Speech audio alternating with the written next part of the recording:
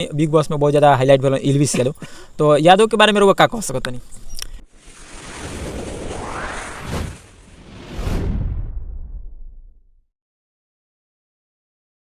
Hello दोस्तों, नमस्कार। एक बार फिर से स्वागत है हमारे चैनल पर। और आज हम लोग पहुंच चुके हैं रंजन भैया के घर पे और आज इनका बर्थडे है। तो पहले तो जन्मदिन की बहुत बारी से चलिए, नमस्ते, प्रणाम। जे भी ट्रेंडिंग मैटर भोजपुरी के देखा था सबके दिल से प्रणाम बा। और आज हमारे जन्मदिन है 15 अगस्त के। तो आप सब खूब सारा आशीर्वाद दी, प्यार दी, ताकि हम और भी अच्छा गीत गा सकें, आप सबके फरमाइश पूरा कर सकें।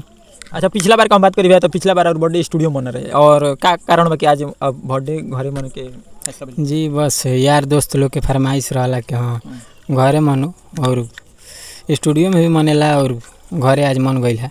बस चलिए, अच्छा बात बा। और स्टेटस भी हम देखनी है, बहुत सारा सिंगर जन बाड़न रुआ के विश कैले बड़न। और सामने रुआ कैमरा मैन से बोलम कि थोड़ा सामने दिखाई डीजे जैसा सेटअप लागल बा। और भैया से प्यारा सा सवाल है भैया कि जब राउर ई बर्थडे आइल तो ये बर्थडे के स्पेशल कोनो सॉन्ग रिलीज भेल कि ना?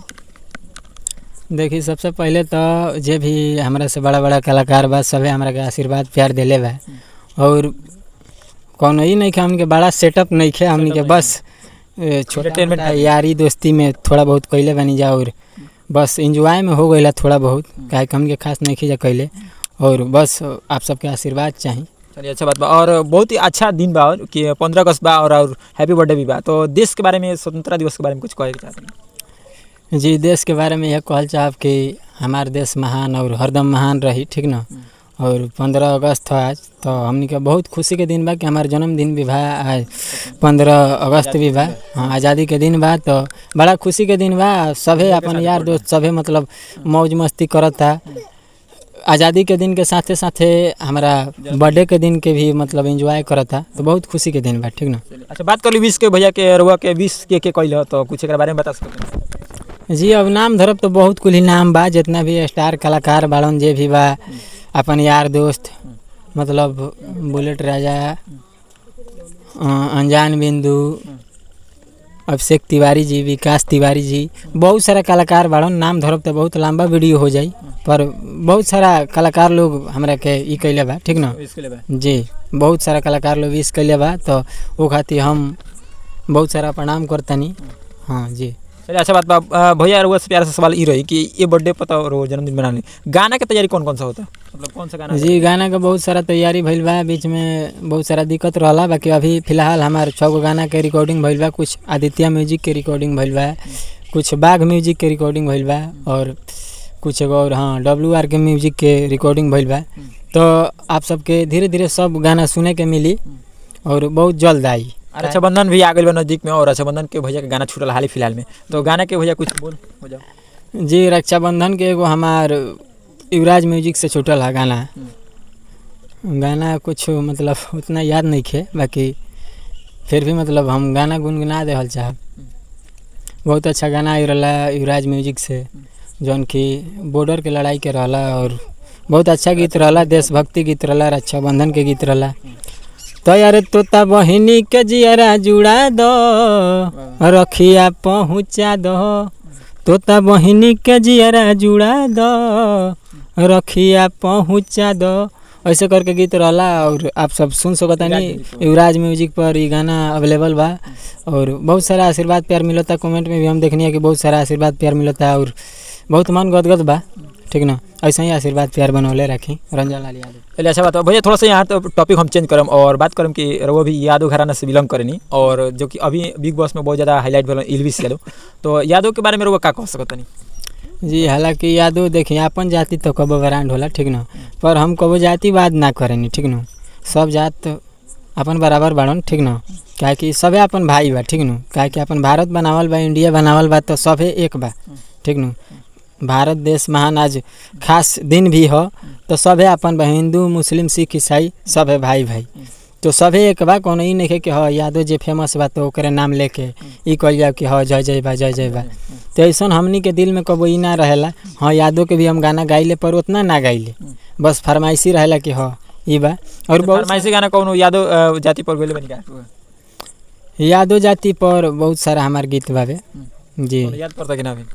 याद एगो गाना बावे, यादव जी के देत रहलू, तो यार यादव जी के देत रहलू, रहरी के खेत में तो हौ फलाना पकड़ाइल रहे ले तयौरी देत में।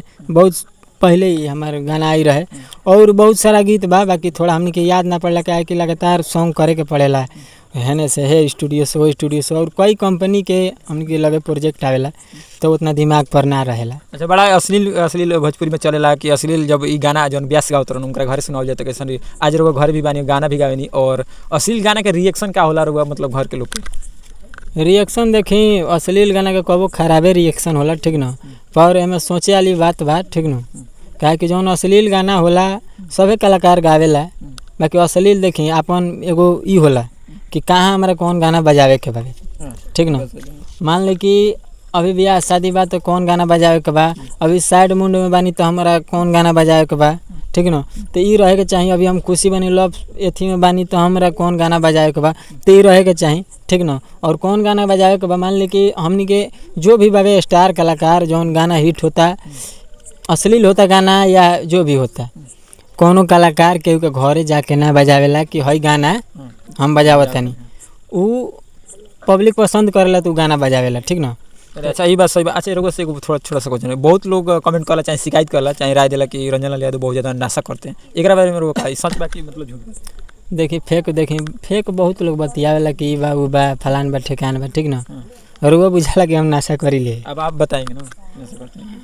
देखिए नशा हर कलाकार करते हैं, कलाकार का छोड़िए सब लोग करते हैं, और वही थोड़ा बहुत सभी लोग करते हैं, हम खुल के नहीं बताएंगे पर सभी लोग करते हैं जी। चलिए, अच्छी बात कीजिए कि आपका जो गाना आने वाला है जो ऑर्केस्ट्रा सॉन्ग इस लगन में बजने के लिए कौन से चैनल पे आएगा? जी एक मेरा बहुत अच्छा सॉन्ग मतलब अभी रिलीज नहीं हुआ है, रिकॉर्डिंग हो गया है, हाँ, बाग म्यूजिक पर बहुत जल्द 1-2 दिन में आएगा।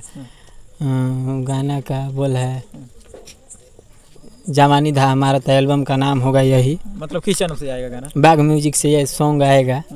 और एक और सॉन्ग है फंसरी लगा के मरब, ये सॉन्ग आएगा आदित्य म्यूजिक से, आप लोग को सुनने सैड सॉन्ग है जी। सैड मतलब सैड सॉन्ग क्या जरूरत पड़े कि अभी निकाले का? ऐसे कभी तो सावन का मौसम चल रहा है, वो आपको ऑर्केस्ट्रा का मौसम चलेगा ना, कोई मतलब ज़रूरत नहीं पड़ा, बहुत लोगों का फरमाइश है। मतलब ये फरमाइशी गाना गाए हैं जी, बहुत सारे हमारे थोड़ा हम भी फरमाइशी देखें कैसा फरमाइशी गाना है रंजन भैया का फंसरी वाला?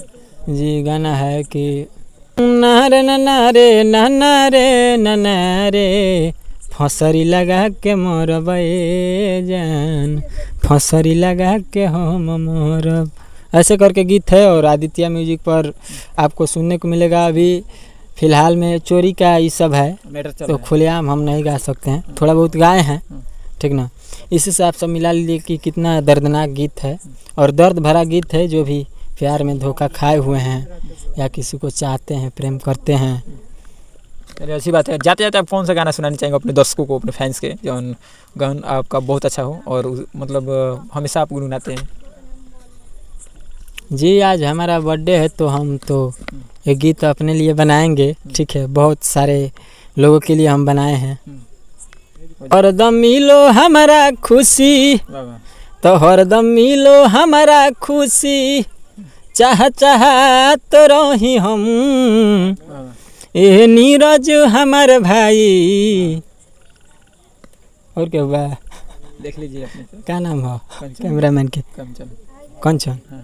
ए कंचन हमार भाई, मुस्कुरात रही हम। लव यू, हर हर महादेव। आप सब खूब सारा आशीर्वाद दी रंजन लाल यादव की। बाकी इस वीडियो के बारे में आप क्या कहना चाहते हैं और रंजन लाल यादव को बर्थडे को आप विश करना चाहते हैं तो कमेंट बॉक्स खाली है, जाकर कमेंट कीजिए। मिलते हैं नेक्स्ट वीडियो नेक्स्ट आपके साथ। तब तक गुड बाय।